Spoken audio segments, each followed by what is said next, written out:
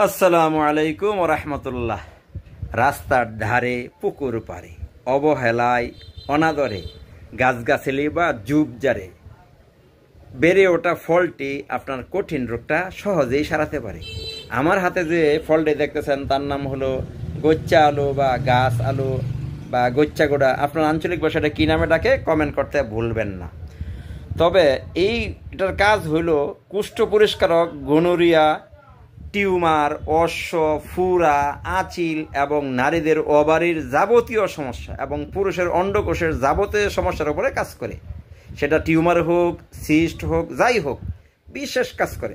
তবে এটা খাওয়ার নিয়ম হলো, এটা আপনি সিদ্ধা কইরা অথবা পুরায়া অথবা একটু হালকা গরমে ভাইজা উপরে চামড়া ফালাইয়া ভর্তা তৈরি করে নেবেন। সেই ভর্তার সাথে আপনার ধনিয়া পাতার গুঁড়া দেবেন এবং জিরা ভাজা চূর্ণ দিয়া এটা পরিবেশন করবেন। প্রতিদিন একবার খান, এরকম 1 থেকে 2 সপ্তাহের মধ্যে আপনার ওভারের সিস্ট ভালো হয়ে যায় এবং অন্ডকোষের যাবতীয় সমস্যার জন্য বিশেষ কাজ করে। আঁচিল, ফুরা, টিউমার, অশ্বরোগ, পায়ুপথে রক্তজা বিশেষ কাজ করে। আপনি খেয়ে দেখতে পারেন।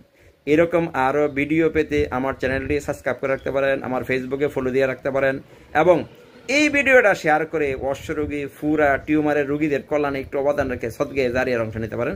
আসসালামু আলাইকুম।